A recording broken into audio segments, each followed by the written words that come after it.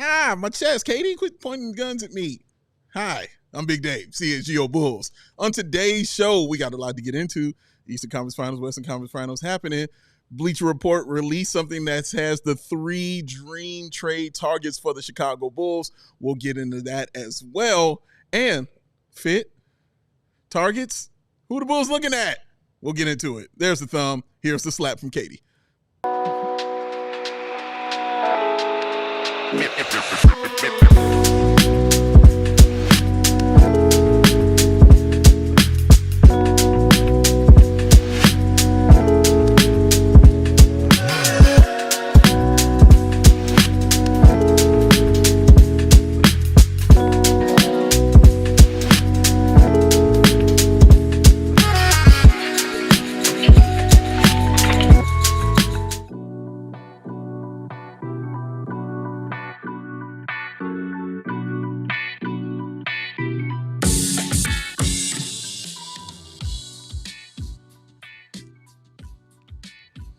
Welcome in, all you sexy, wonderful, cool people, to this CHGO Bulls podcast. Thank y'all for being here. You look amazing. Thanks for joining us. I'm Big Dave. You can follow me at Powell Sports. What that guy said.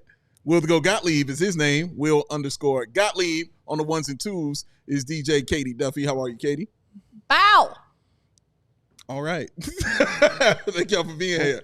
Steal my thing. Why not? Why? I've never heard you say that before, so you threw me off. It's just where we're at today. Okay, all right. Everybody likes bow. Thanks for the love. That's Katie's way of giving me a compliment, and that's how I'm going to take it. Nope, sorry. That's what to do. Thank y'all for hanging out with us, man. We got a lot to get into. What are the dream trade targets for the Chicago Bulls teams? Well, Bleacher Report already did the work for you, so we're going to go ahead and dive into that. Also, we're going to talk about fit or just drafting best player available. Casey Johnson has some stuff to say on that. We'll get into that as well. But first and foremost, we talk about actual hoops that are happening and going on right now. And guess what happened? Your squad, the Oklahoma City Thunder, are going to the NBA Finals. As this gentleman correctly predicted, the Thunder destroyed, obliterated, took out the Minnesota Timberwolves 124-94. And honestly, it wasn't even that close. 4-1 gentleman sweep, which I thought it would be. And they're going to the NBA Finals. And they deserve to go. They've been the best team in the NBA from beginning to end. This is really how it kind of should have happened. I think a lot of players and a lot of pundits were surprised at this because they're such a young team and this is their first year kind of doing it this way. But hey, everything isn't what it was in the past. In the past, it would be, you had to build up to get to that point. It's not like that anymore. A lot of parity in the league. There are no more dominant teams. So you get this right here, and they deserve it, along with SGA, who was voted the Western Conference Finals MVP. That is the Magic Johnson Award. We'll go Gottlieb. Any surprises or anything like that in this series? No, and I said it before the finals started. Like, I think a lot of times before a team has done it or before a player has done it, it's hard to pick them for the award. It's hard to pick them to be the MVP. It's hard to pick them to be the champion. And I said, like, this team is good enough to do it. And I think people are just not ready to pick them yet because they just haven't done it yet. But to me, like you mentioned, parity and not having dominant teams, I think this team is dominant. I think this is one of the best teams of all time. They have the net rating to prove it, 11.2 net rating on the season. In the playoffs so far, which is actually second behind the Cavaliers, who are obviously eliminated. 12.7 net rating during the regular season. That's on par with the Chicago Bulls, with the Lakers, with the great teams of all time. You have one of the best players on the offensive side who can get a bucket at any time, who just won an MVP in SGA, and you have one of the best defenses in league history, probably. I mean, obviously, Caruso was getting a ton of attention last night, well-deserved. You and I both know, having watched him for the last 3 years, how special he is on that end. But like Cason Wallace, Jalen Williams, Chet Holmgren, Isaiah Hartenstein, Lou Dort. I mean, the list just goes on and on and on. And it's not like that guy's a good defender. It's like that dude could be all NBA, all defensive first team NBA. That's how good so many of these guys are. I don't know if they'll play the Pacers. It looks like that will be the case. Obviously, they're up 3-1 and have a closeout game tonight, or if it'll be the Knicks making a big comeback in 7 games. But you just have to feel pretty confident in the Oklahoma City Thunder with the way that they're playing, with their having a number one guy who you can count on a possession-to-possession basis when the game slows down, and a defense that travels. And that is just as threatening as it gets. And what's crazy is, like, they had a lottery pick this year who hasn't played a minute. They have more draft picks than any other team in the league. Like, they are set up to be absolutely dominant for years to come. And so I wonder about that parity thing. Like, obviously, they've got to do it. We said the same thing about the Celtics last year. We said the same thing about the Nuggets the year before that. Yes. And every team. This is a really good team. So I wonder, I mean, and again, you don't want to count your chickens before they hatch, but like, I wonder how many trips to the finals they can make, how many titles they can win over these next couple of years, because they are built so well to be able to do that. Yeah. And when I'm talking about the non-existence of dominant teams, I'm not speaking about OKC. I'm talking about usually as a team that you have to beat to get over that hump. And that's what those guys were kind of talking about when they said, well, they're not ready. Because that's usually how it went. You know, like Bulls had to beat Detroit. You know what I'm saying? Like the Lakers back in the 80s had to beat teams like Houston. They had to beat Portland. You know what I mean? There were always really good teams that you had to get over. To beat the Celtics. Yes. Like, the Lakers in 2000 had to beat the Kings. Like, there was always a team, like a legit dominant squad who had won before, usually. And you had to get over that kind of hump. Hasn't been like that in a few years, man. This is a new day. This is a brand new era of basketball. But it's looking like, as Will just stated, that OKC could definitely be that squad that teams are looking up at, man. Like, they did it, and they did it fast. And they are built to last for years and years. And that's the scary part about this. This is just the first, and I think of many times that we will be bringing up their name in deep postseason runs, man. Because they are young, and one of the main things, Will, they really do like playing with each other as well, man. Like, they enjoy playing together in OKC. But as far as this game, man, I mean, start off with a 26-9 run. They were up 33. 9 points in the third quarter. Yeah, bro, that's insane, bro. Like, in the first quarter, they had 9. In the first. Like, that's game's over. You know what I mean? Kicking it off there. 33 is what they were up at the half. That's insane. SGA with 34, 7, and 8. It's more insanity, man. Like, SGA is doing Jordan stuff. Like, he is doing the things that Michael, as far as the accolades and the things that he's That's won, where I want it to go. He is definitely doing Jordan-level stuff. I believe first-team All-NBA, MVP, 60-plus win team, and it was one more almost accolade a that 70-win team. He had the Magic Johnson Award for. Yes. Obviously, that's a new one. But, you know, obviously it's a new one. But it was something else. I can't remember. It was one more accolade that I'm forgetting. But, yeah, man, like, only other person to do that was Jordan, and Mike did it twice. But SGA has just been phenomenal in what he's doing, and the team that he set up with is just leading to that kind of trajectory of greatness. Exactly. And he's on a path where he could be at the launch point for, like, all-time greatness right now. And, like, you're already written in stone if you win an MVP in my book. Like, you multiple first-team All-NBA caliber player. Yeah. He's a great player. Don't get me wrong. But, like, you throw a few titles in there. You throw a few MVPs in there. Like, now you're talking about all-time greatness. Yeah. And I'm not saying that's going to happen, but he is at the precipice of that becoming possible. One of my favorite and that's exciting. Like, you always say, this is like one of the things that has stuck with me the most over the years that you've said to me is, like, you love watching greatness. You appreciate greatness. And to me, that's what we are witnessing the start of right now. Yeah. Oh, without a doubt. And this is why I'm enjoying it so much. Like, I haven't really seen a team that is this dominant offensively and that dominant defensively. That is what you dream of being. Like, outside of, like, those Bulls 90s teams that were like that for sure. But this team, like, I haven't seen it in this kind of era. Even those, you know, Golden State teams, you know, weren't truly like that. Like, they were great, you know, squads. And that's why they were always going to the finals. But they had, like, greatness, like, overload at the top. Like, front-loaded, I should say, kind of greatness as far as their offense was concerned. They had good guys defensively, but it wasn't like 1 through 9. You know what I'm saying? We're great defensively. Steph is cool. 9 to 10, very good. You know what I mean? 9 to 10, very good guys. You know, Steph is cool. He'll lead the league in steals. You know what I mean? And things like that.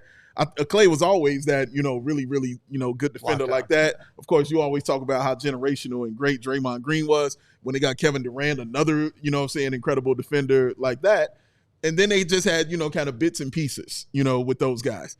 This team, it's like, dude, their second unit can run you off the floor, and lock you up at the same time. Like, it's really, really scary watching them get out there and play like this, man. And they made that team in Minnesota quit in that first quarter. Like, they make them tap out on both ends of the floor. They just made them tap out. We saw Ant with 19 points. That's what he finished with in 38 minutes, man. Like, that's crazy. Like, 3 of the 5 games, he failed to score 20 points. This is Anthony Edwards we're talking about, man. And he went out like that. I don't know if people are like attacking Anthony Edwards right now. I think more love and credit needs to be given to OKC more so than what Anthony Edwards is doing. It's what they're not allowing him to do on that floor, man. And honestly, like, this is kind of pivoting topics, but like this OKC team kind of reminds me of the 90s Bulls. Like, you have Shea, yes, correct. Who obviously like fits that same Jordan mold of how he plays and just his offensive greatness, but also being a two-way player. Jalen Williams is like probably the closest comp I can think of for him is Scottie Pippen, not in terms of like how good he is all time, but just like the style of player. Yeah. Big wing, can do it all, very versatile on both sides, elite defender, dribble, pass, shoot. You have like elite defenders up and down the lineup. Yeah. They just, and it's not like this 3-point shooting, floor spacing team. Right. They're in the mid range. Right. So I like that comparison. And I think, yeah, they're just kind of in a position now to like, it's in front of them. They just have to take it. Yeah. It's in their face, man. So we'll see who it is. We know who's going to the NBA Finals from the West. We'll find out who's going from the East maybe tonight, because Indiana Pacers and New York Knicks play tonight. Game time is at 7 p.m. Goat, do you think it's over, or do you think it gets extended in Madison Square Garden? I think the Pacers will win. I do. Come on, Goat. I think that they are just like in a strange way, because I think the Knicks are a very physical team, but like they're being physically overwhelmed by the Pacers right now. And it's not so much in like a brute force, like they're going through you kind of way. It's like they're running them up and down, and they have imposed their style of play onto this Knicks team. And it's just hard to outplay them when you're playing to their style and their skill set. So I really have been impressed with the Pacers. I think last year they kind of had a somewhat of a fluky path. I even hesitate to say that because getting to the conference finals is such an accomplishment. But obviously going against teams that had injuries and just not feeling like that dominant of a team. But when you can do it twice, and I think they are playing so much better as a team, you're getting contributions from different guys up and down the lineup, but you have your core 3 or 4 guys that you can count on every game to be productive. And it doesn't necessarily have to look the same every game. We talked about this with Halliburton yesterday of like, there are games where he scores 34 and there are games where he scores 8 or 9 and he's still able to be really impactful, and other guys have stepped up. So, I mean, I have a lot of respect for this Knicks team. They get contributions from the guys that they need to. Obviously, OG and Mikal Bridges are great. Karl Towns, I think you and I agree, is kind of like an underrated player at this point. Like he's just a very, very talented player. And when you have the head of the spear being Jalen Brunson, a guy who can win you games on his own, like you can win. And like Mitchell Robinson has been great. Tibbs, I think, has, proven that he is a great coach in this league time and time again. Like they could certainly win tonight and extend this, but I just have a lot of respect for the way that the Pacers are playing. And they're a team that gets you on your heels. Yeah. And that's where they have the Knicks right now. Yeah, absolutely. I mean, I like the way you put that, because you're right. It's not just brute force that they're doing, but they're doing more with finesse, what they're doing, like a constant pressure all the time. It's relentless and it doesn't stop. And that starts with a guy like Tyrese Halliburton, who has just been absolutely outstanding and amazing. And also Pascal Siakam has been great. But I like to point to the other guys that are doing it, in that lineup as well. And also to their coach, Rick Adelman, man. Like, you got Tony Bradley out there getting valuable minutes for your team. And it's not really a negative. You know what I mean? Like, it is not a bad thing that Tony Bradley is out there doing things. That says it all for me right there, man. Like, he has just been incredible with the lineups he's sending out there, with the confidence he's instilling in people. Look at Obi Toppin stepping back and hitting that three-pointer that just sealed everything. That just said a lot about what that coaching is like over there. So, yeah, I think they ended as well tonight. I think that'll be your finals matchup, but I think it'll be a close game because all of them have pretty been close. They really have all been close. Yeah. Do you think either of those teams stands a chance against OKC? Pacers. I think the Pacers do. Katie says no. I said a chance. I give them a chance. Damn, not even a chance. All right, we'll take a break right here while Katie shakes her head and says no. And when we come back, we will dive into some thoughts that Casey Johnson had about how the Bulls are approaching this draft, ladies and gentlemen. We'll have some thoughts of our own about it. Come on back after these messages. Oh, it's Empire. Win today. Because it's today. It's awesome. Just like your favorite team needs a home court advantage, we'll go Gottlieb. Your home team needs a home floor advantage. And Empire Today can help you get it. Empire Today has flooring experts, dedicated flooring professionals whose focus is on flooring every single day of the week. We've all been to those big box stores. We'll go Gottlieb walked in there, had the shoes tightened up because he just ran 5 miles. Said, I'm going to stop by this big box store. Give me a little breather real quick. Oh, man, I like this floors right here. Let me go ahead and look in there. These ain't bad. I have questions. The second he says it, the footsteps start. And here he comes out, young Biff, fresh from plumbing, talking to you about floors. Yeah, I'll answer all your questions, sir. Oh, great. You know what I'm saying? I would love to know how this one differs from this. Oh, that's too many questions. I'm going back to plumbing because I don't know what I'm talking about because he's a Ute and he doesn't know anything about floors. Don't get Biff, ladies and gentlemen. Do not get Biff. Get that shop-at-home convenience that you only get with Empire Today. You can pick the right flooring and the right colors for your space and do it right at home. You can see how it looks with your furniture in your house. Get precise measurements taken and have all your questions answered so there will be no surprises with Empire Today. You get that clear upfront and all-inclusive pricing. Plus, you can schedule installation as soon as the next day. That is fast. Schedule a free in-home estimate today because some things are just better at home. CHGO listeners can receive a $350 discount when using that promo code CHGO. Yep, you heard me right. A $350 discount with that code CHGO. Restrictions apply. Visit empiretoday.com/CHGO for full details. 588-2300. Go! Back to you. Back to Katie. Dave. Back to GOAT. Empire Today. I'm laughing too much through this. Unselfish team. We are unselfish. Extra pass. The extra passing. Found the open shooter. Dave, I need you to hit me with the big bellowing name of the ad I'm about to read. You mean we're talking about Mando?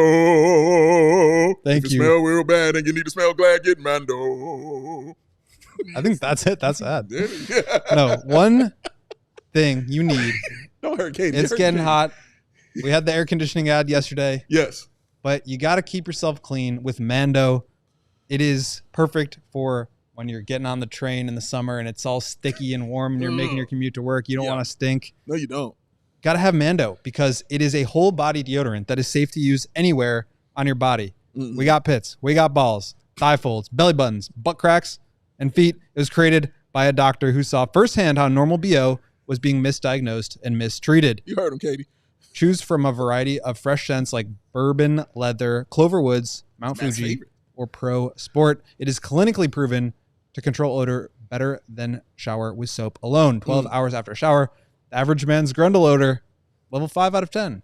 Not great. Not good. But with Mando, the average grundle odor level is at a whopping 0 out of 10. Whopping. Mando's starter pack is perfect for new customers. It comes with a solid stick deodorant, cream tube deodorant, 2 free products of your choice like the mini body wash or deodorant wipes, and free shipping. A special offer for our listeners. New customers get $5. 1, 2, 3, 4. $5 off a starter pack with our exclusive code. That equates to over 40% off your entire starter pack. Use code CHGO at shopmando.com. That's SHOPMANDO.com. Please show your support by telling them we sent you. Smell fresher, stay drier, and boost your confidence from head to toe with Mando. Do it for your grundle. Oh, do it for the grundle. Katie, you broke Katie down the entire I want to go home. broke it down the entire ad read, y'all. Oh, man. Thanks for hanging out with us. Make sure you're hitting the like button. Do it for Katie, please. I'm trying to helping save you. So hit the like button for yourself and also for Katie. CHGO Bulls podcast, Big Dave. Will the GOAT Gottlieb. GOAT, draft is coming. Your favorite time of year. It's like your holidays, right? That's how you think when he wakes up in the morning. That's what he does because he gets closer to the draft. Yeah. And with that, sir, all the speculation and things that come with that are going down right now. And one of the big things that we've been wondering that we have discussed several times on the show and talked about was, are the Bulls drafting best player available, or are they going to be drafting for fit?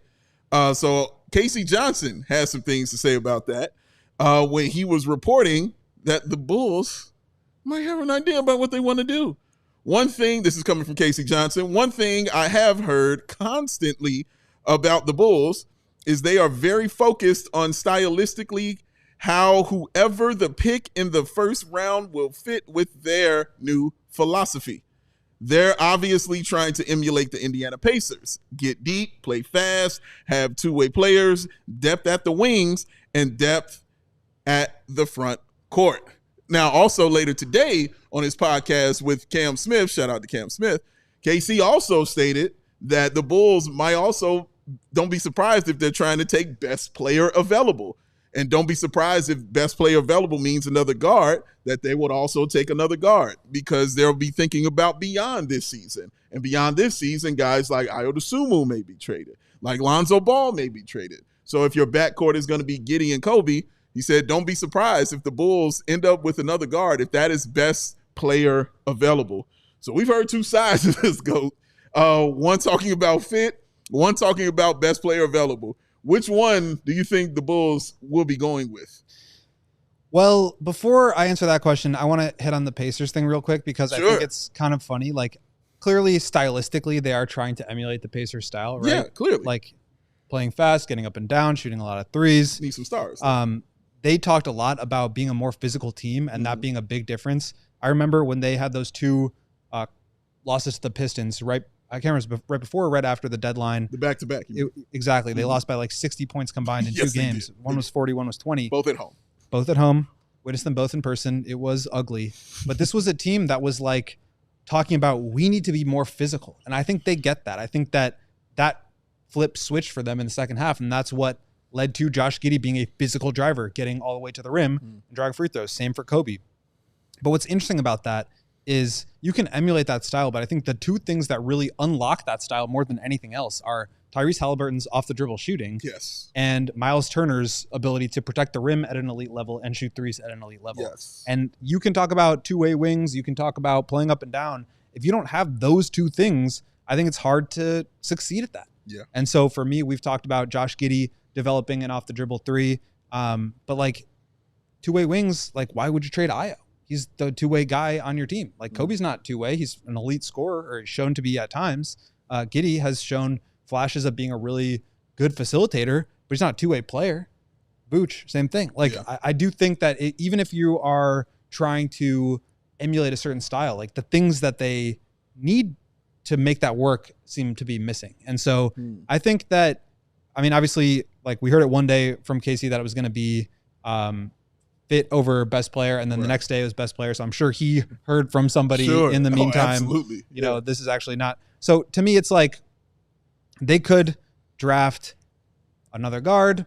Maybe Yakachonis falls to them, and that makes sense. Like he's the kind of guy that can shoot off dribble threes. He's a very elite passer, and maybe they kind of build that way. But does that really fit with Giddey? I think it's a combination of both of these things. If you are drafting the best player available, but you're not putting that guy in a position to succeed, whether it's because he's going to be playing behind Josh Giddey or because he needs to like pound the rock and play slowly, and that's not who the Bulls want to be, you're not putting him in a position to succeed, and therefore he's not going to be the best player because you're setting him up to fail. So I think it's a combination of both of these things.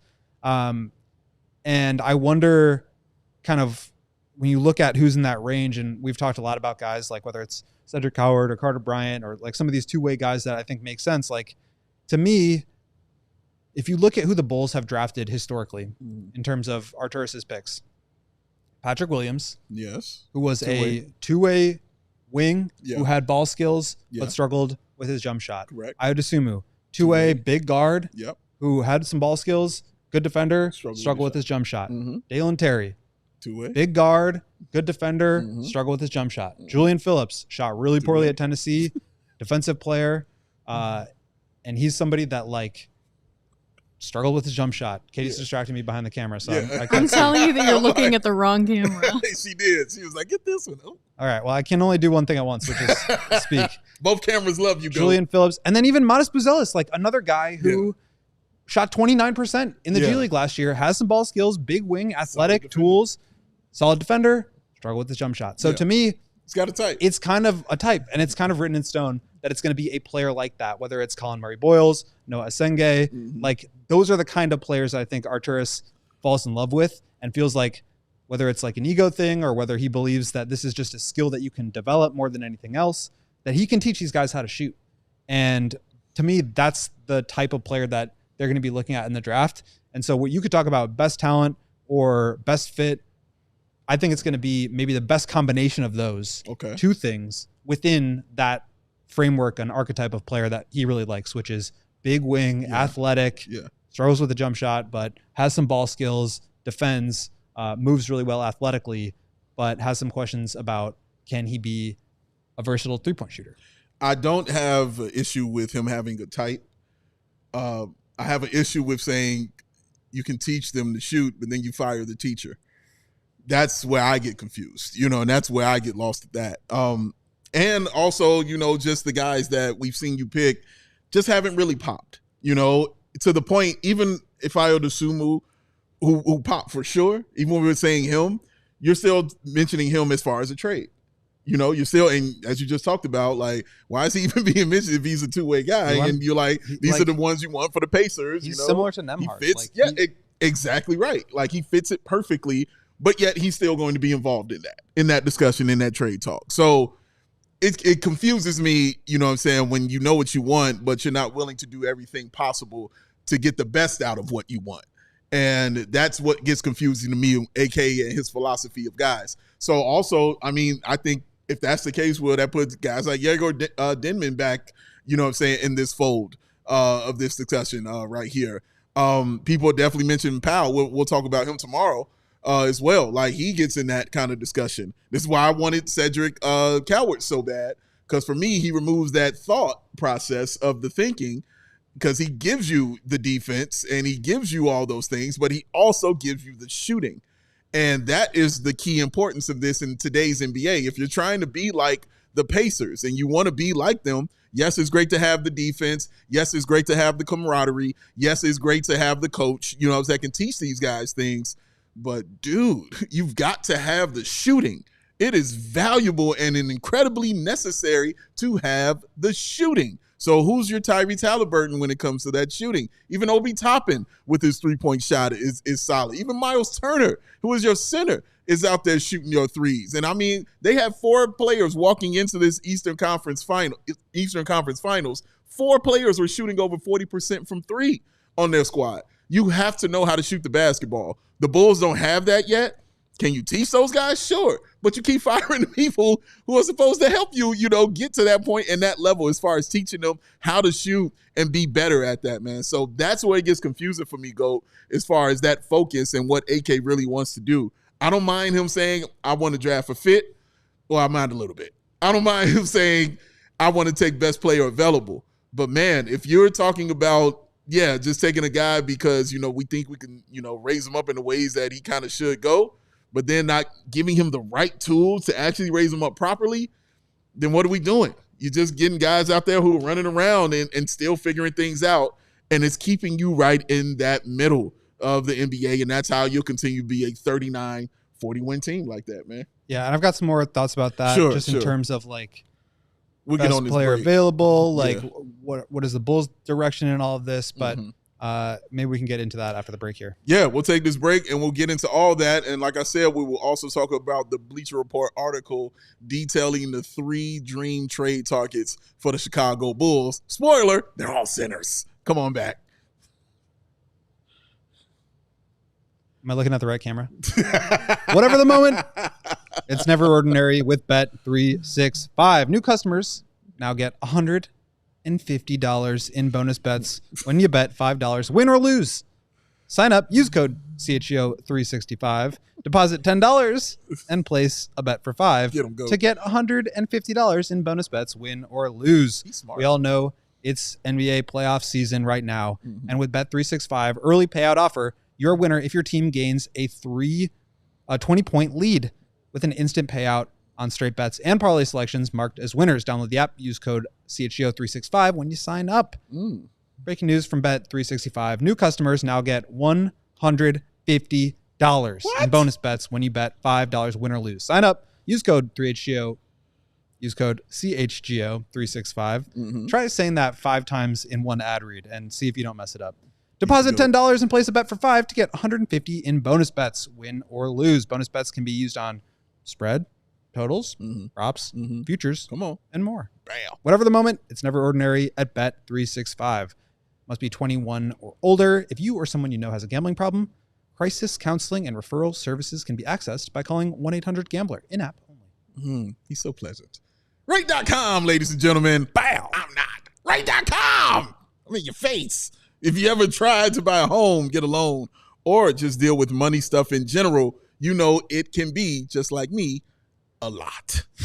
That's why we're going to tell you about the Rate app. And seriously, ladies and gentlemen, it is a game changer. You can get pre-approved for a mortgage in minutes without the need to jump through hoops.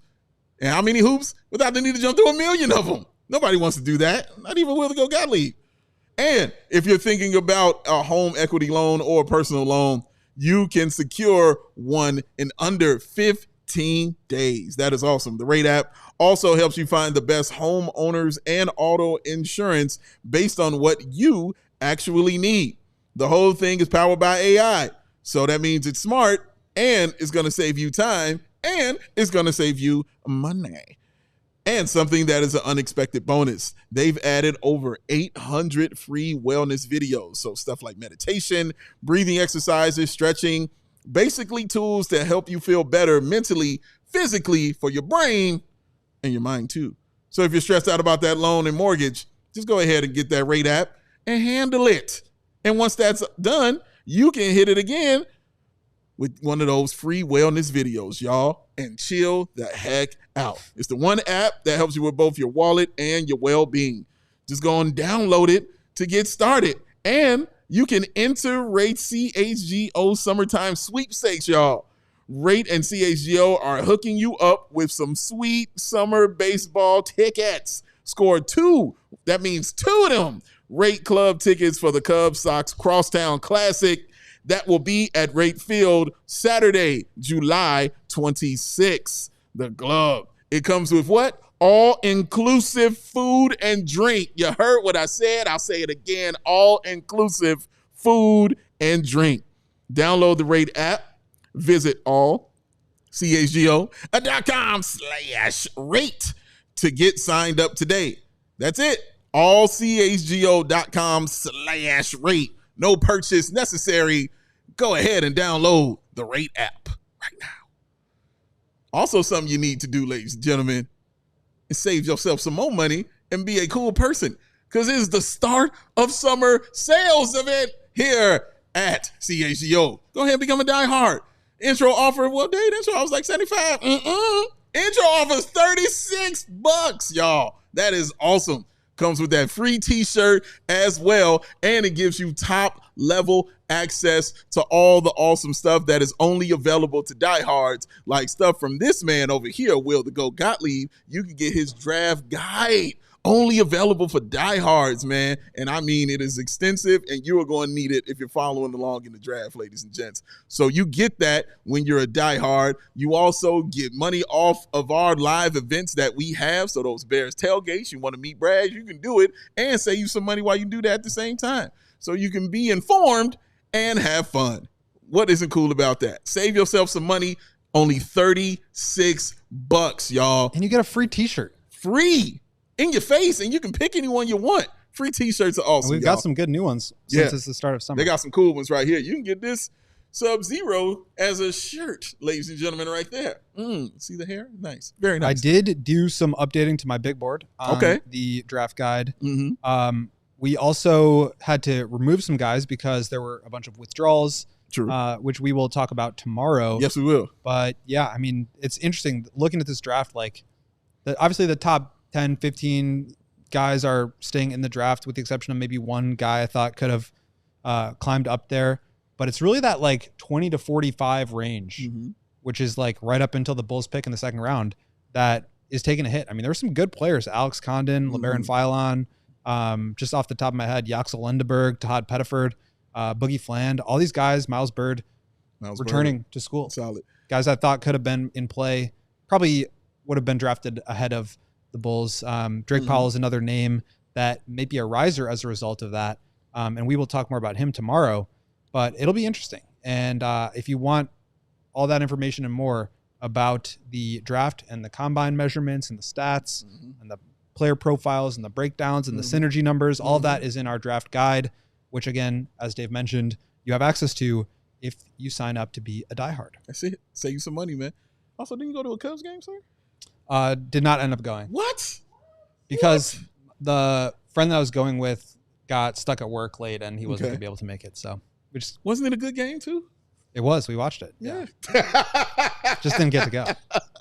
But I also really wanted to watch OKC last night, so I wasn't that mad about it. And I was telling him like about, you know how I always say that my favorite Mike Breen call is "puts it in." Puts it in. And he was like, the bang call is the best one. It's the best one, just not your favorite. It's the best one, but it's just not my favorite. And so as soon as I said that, it was the end of the first quarter, and Cason Wallace hits a corner three, puts it in. It was awesome. I gotta go double bang. Like that is my that's the all-time goated favorite. call. Yeah. The double bang, you can't go wrong. Bang, bang. Oh, it's the best, man. It's like a shooting star. It's the best. Puts it in. Puts it in. Cason Wallace. Well, you had some more things you wanted to get into, talking about the Bulls and their comparison to the Pacers before we went to break on that one. Comparing it like fit or best player available, and just, how the Bulls are trying to approach this and mimic this kind of team right here. Yeah, and to me, it's like it's less about best player available versus best fit, because I think it's always really a combination of the two. And I don't want to ever give the Bulls front office too much credit, but it's just like the idea of like, we're going to take a guy that's clearly not good because he fits our system. Yeah. And I think a lot of people get scared about that, especially when they hear Drake Powell being mentioned. I mean, it's a second round pick. Yeah. And the Bulls have the 12th pick. Like, is this somebody that they're going to reach on because he fits better than somebody else? I don't think so. I doubt it. To me, it's like, it's the combination. It's the two. It's the middle of the Venn diagram, right? You have the guys that fit the best and the guys that are the most talented. And that combination is what you're looking for at any spot in the draft. Sure. So to me, that's, I think, what type of player that they'll ultimately end up with. But as I mentioned before, I think this idea that the Bulls have a type, the Bulls have guys that they feel they can develop their shooting. And if you have athletic tools or ball skills, those are harder to develop. And so they want to make a bet on those skills, that athleticism. And I think character too is another one. Yeah, it's big for them. For sure. And that makes sense to me. That's like something I've been able to like tangibly see in the locker rooms. Like, it is just all good guys in there. They're not drafting guys that are gonna make problems or not be bought in. Like, they really value having high character people in their locker room. And that's another reason why I think we both really liked Cedric Howard, Colin Murray Boyles. Like, awesome interviews, really incredible, just smart, hardworking guys that like see the game at a really high level, work hard. And just are really high character seeming guys. Obviously, we can only know so much about them from our vantage point, but I think like if you're looking for dribble, pass guys, defend guys that you can teach how to shoot, like to me, Noah Asenge, Colin Murray Boyles, like even Coward and Carter Bryant don't necessarily fit into that because they are already decent shooters. I think Coward's a very good shooter. Carter Bryant, I have some questions about. But that's a kind of player, even Rasheer Fleming, that I think falls into that category. Yeah. And I do think that it has to make sense for the Bulls. Like, those guys, I think maybe you don't like make decisions with your roster in mind, but like those guys are a little bit of a complicated fit next to Modest. Or like maybe you're banking on Modest to become more of a perimeter-oriented player that can provide some rim protection. But like, can he get to that point where he's really defending the perimeter at a high level? Or can he bulk up and become more of a Siakam type of defender who can really guard up and down the lineup spectrum while also giving you a little bit offensively, providing some rim protection, doing all the things that he does. So to me, that's the type of player that they're going to be looking at. And I think it will fall into, like I said, that Venn diagram of like most talented available, guys that also fit. Are they going to draft? Like, to me, Demon is the perfect example of a guy that just like would not make sense. Yeah. Even if you think he's the most talented player available, like that just doesn't make sense to me because he's completely behind Giddey. Like he just is. And so now you're playing him out of position, or now he's not getting very many minutes and it's hard to develop that way. So I do think it's easy to criticize a 39 win team for drafting for fit. Like, are you that delusional that you're like, you think you're onto something so much that you have to draft for fit over talent? Right. No, but I do think that both of those things have a place, and it's just about finding the right balance. Yeah, that makes sense. Also, when you were talking about character guys, it's great to have that. You need that. You want that in your locker room. But also, you need the goon. I need a goon. Like, you can be a high character guy and still be a goon. Indiana's a great example because Tyrese Halliburton is a goon. You know what I mean? Like, you saw him doing the Reggie Miller choke job, you know what I'm saying, at Madison Square Garden.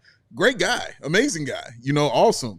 But you got to have that, who's the killer on the team? You know what I mean? Who wants everybody to die on the opposite team and then, just watch their blood spill out while they're laughing on the floor as they walk away triumphantly.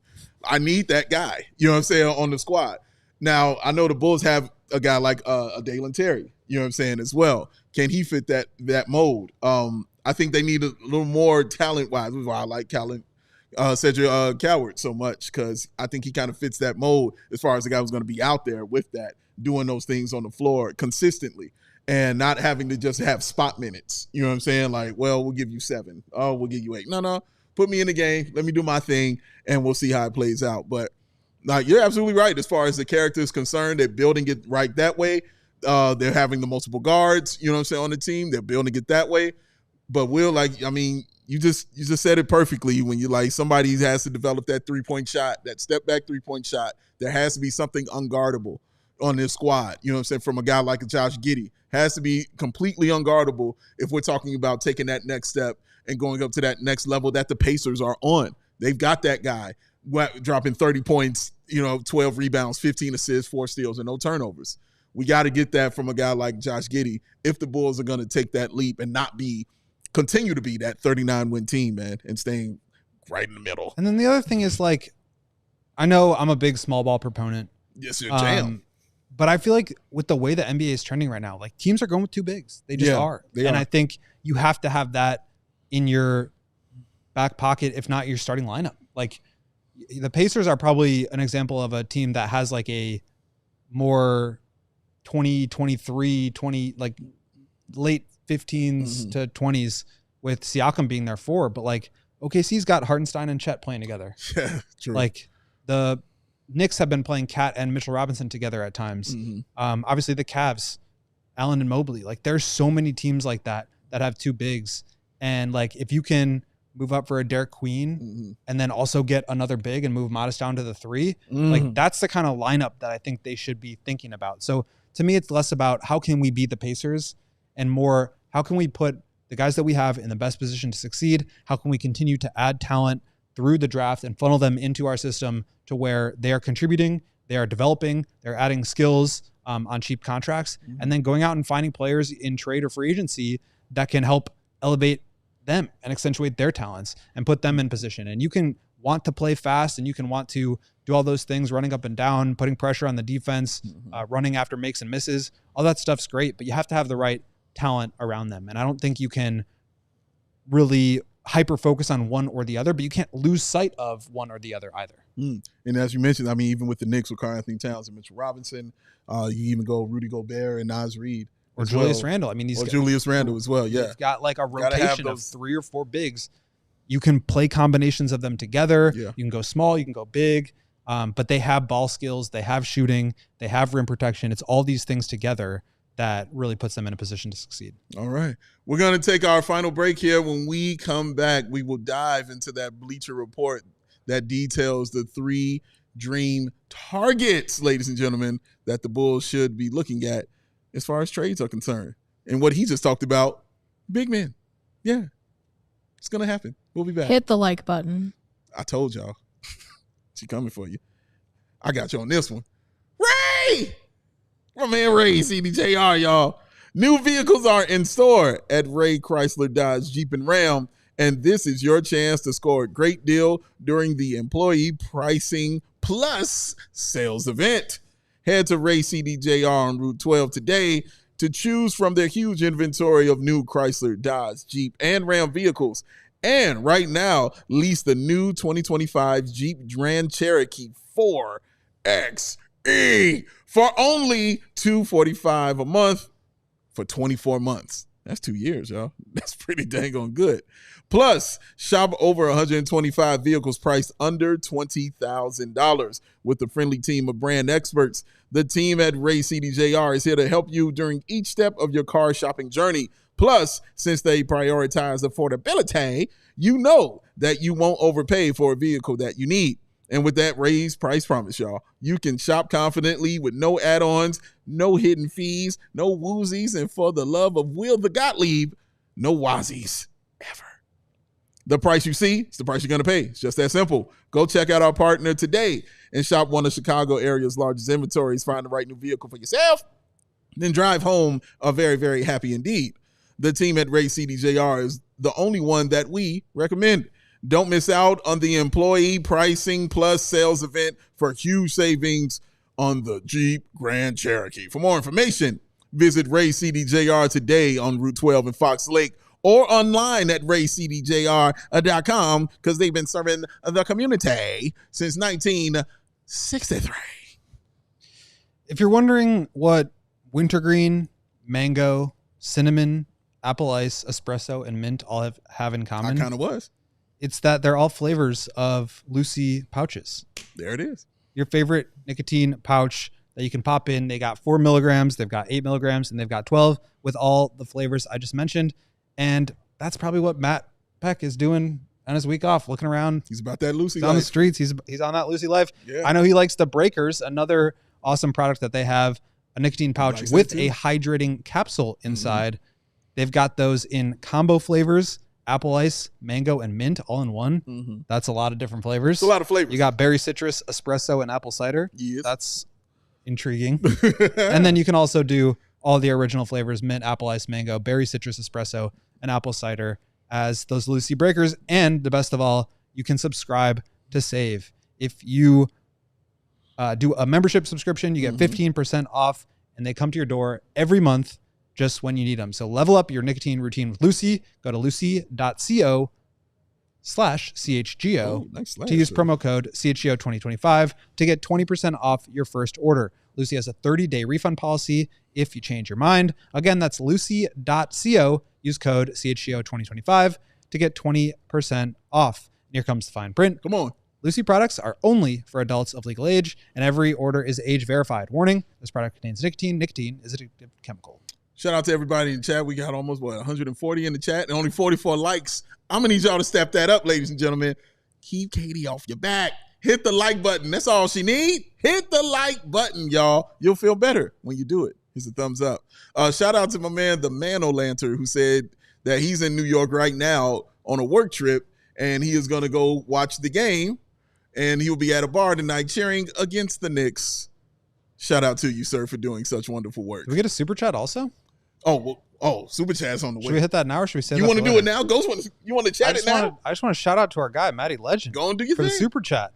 We appreciate you. Go, you can read it. So can we forgive AK for P. Will and Terry for Io and Phillips? Other than that, I think they got to go best player. Good God. Oh. Yeah. L's in the chat for AK on that one. Oh, man. Let's get to this report, man. Let's get to this Bleacher Report article detailing the 3 dream trade targets for all 30 NBA teams, and they had 3 for the Chicago Bulls. All big men, all centers. Jared Allen of the Cleveland Cavaliers, Mark Williams of the Charlotte Hornets, and the one, the only, Daniel Gafford for the Dallas Mavericks. In the article, they go on to say the Chicago Bulls have core pieces in place at both guard spots and at least one forward position in Josh Giddey, Kobe White, and Modest Zealous. Yet we'll see the 34-year-old Nikola Vucevic enter the final year of the contract. Chicago should be exploring trades for their next franchise center, one that can anchor a defense that ranked just 19th overall this season. That was a 114.8 rating, ladies and gentlemen. Allen is a terrific defender who's the most likely of the Cleveland Cavaliers core four to be traded. Williams, who's 23, averaged 15 points and 10 rebounds per game in his third season, and Gafford should be available following the Mavs trade for Anthony Davis. So out of those three, Will, which one, let's say, would you like the most on this Chicago Bulls team? Before we get into how it could probably happen. Yeah. I mean, probably Jared Allen or Mark Williams. With all due respect. How dare you? We know what the price tag for Mark Williams is. Sure. That's like, I mean, it's unprecedented to know what the cost of a guy is before he actually gets traded. Facts. Yeah, but that's what happens when a trade gets rescinded right before the deadline. So the Lakers, if you guys recall, made a deal for Mark Williams with the Charlotte Hornets, sending Dalton Connect, Cam Reddish, and a 2031 first round pick and a 2030 pick swap. So that's basically, I mean, a late lottery pick, early, I guess late teens pick. Dalton Connect was salary filler, a first and a swap for Mark Williams. That's a lot to pay for a guy who, yes, is on a cheap contract right now, but he will enter the final year of his rookie contract. He got restricted there, but he's been a guy who's had back issues, foot issues, not been healthy, not been able to stay on the court, and is very much like in the box of run and jump, rim protecting, lob catching bigs. He's not really giving you any post presence. He's not spacing the floor. I don't think of him as a very high level passer. So he's very much in that like Rudy Gobert, Clint Capella mold, which is a valuable player archetype, but does it fit what AK wants to do? We just spent, the last 30 minutes talking about how they will manage that. And if they want to be the Pacers, they need a big who can protect the rim, yes, but also who can space the floor and walk into trail threes and make the right reads on attacking closeouts. I don't think Mark Williams or Daniel Gafford do that. I think Jared Allen is a much better facilitator, still does not have the jump shot, and I think would be more expensive in a trade than any of these guys. But to me, those would be, like, Allen I think would be awesome because he's younger. He's not yet in his 30s, but he's obviously a very physically imposing player. Oh, man. And I think would be a great lob threat, a great defensive anchor, and still has that passing ability. Gafford and Mark Williams, to me, are more like run and jump bigs, and that's fine for what they are. I think that the Bulls will want more than that, a more dynamic presence as a scorer, as a floor spacer, and as a facilitator. That's true. Only one of those centers was a starting center in NBA Finals. That would be Daniel Gafford. Correct. Let me go one by one on this. I'm going to start from the bottom. Let me start with Daniel Gafford. Main man, Daniel Gafford. I love some Daniel Gafford. Always been about the Daniel Gafford life. I don't want Daniel Gafford anywhere near the Chicago Bulls. I don't want him anywhere near this team, honestly. And it's not just because I feel like it could stifle his growth. It's not just because, I feel that I don't know if they know exactly what to do with a guy, you know what I'm saying, just like that, because he might not have all the traits and tools that they want at that position.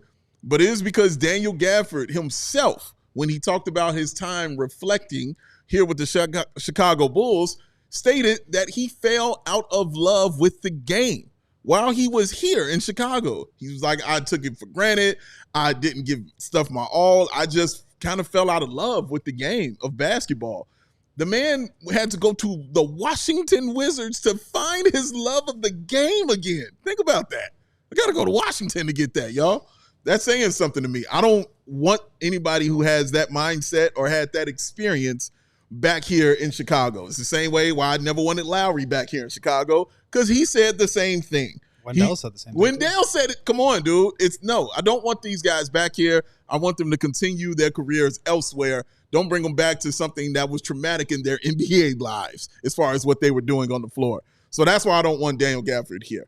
Mark Williams, I remember him when we would have discussions about him in the draft. He was on my big board as one of the guys I definitely liked. The points are nice and the rebounds are nice. I'm a little worried, just about him and everything else overall, that I think that he can't provide, you know what I'm saying, or give to this team. It's kind of why he was on the trading block for a guy like Dalton Connect. So I like his game. I think he can give you 15 and 10. If you've got that elite guy like they were going to have with Luka, I think it's a great fit. I think with a guy like Josh Giddey, I think you're going to have a little bit more. Not to say he can't have that success, because Giddey can definitely have success with a rim rolling big that can score like that. But I think he's going to need a little bit more to continue to bring the best out of both of those guys. I love Jared Allen. I've loved him since the Nets. I've always wanted him to be here with the Chicago Bulls. I think he fits perfectly. I think everything you said is correct. And bringing that veteran presence and bringing also a winning mentality as well, and a guy that can erase some of your deficiencies on the defensive end. You don't have to worry about as much anymore when you got a guy like Jared Allen there. And he's a guy that can get you 20 and 20. Like, he can do that for you also, man. So, and playing with a guy like Modest Uzelis, who's also going to be a help shot blocker like that, having a shot blocker and a rim protector in Jared Allen, honestly, it just makes you so much better. And I think he does all the little things and the intangible things as far as being a good teammate, as far as being a good locker room guy. I think he checks all of those boxes, and he will be one of those perfect fits here for the Chicago Bulls.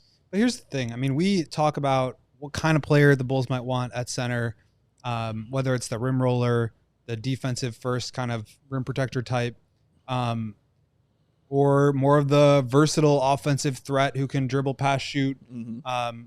There isn't a guy in the league who does all that stuff at an elite level. That's just not, that doesn't exist. Yeah. So you do have to make some concessions somewhere. Correct. And I wonder, I mean, otherwise you just have like Vooch and Zach Collins, which solid players, but they have limitations. And what you get from them, and even with Jalen Smith, like, you get a guy who can block shots and shoot threes, but he's not good enough as a defensive anchor that you can rely on him to play 30 minutes a night. Well, this is why I mentioned him with Modest as well. And that's why I think they can help each other when it comes to those things. And also Jared Allen, does get those injuries as well. That kind of thing happens to him also. But having a guy like him and Modest out there, man, like, they will deter a ton of shots. He doesn't have to be the great shot blocker, but he knows how to use his size to deter some things for sure. Yeah, I think Gafford's probably the most gettable of those three. Sure. Just because let's get into that aspect of it. The Mavs have Cooper Flagg right now, which is crazy.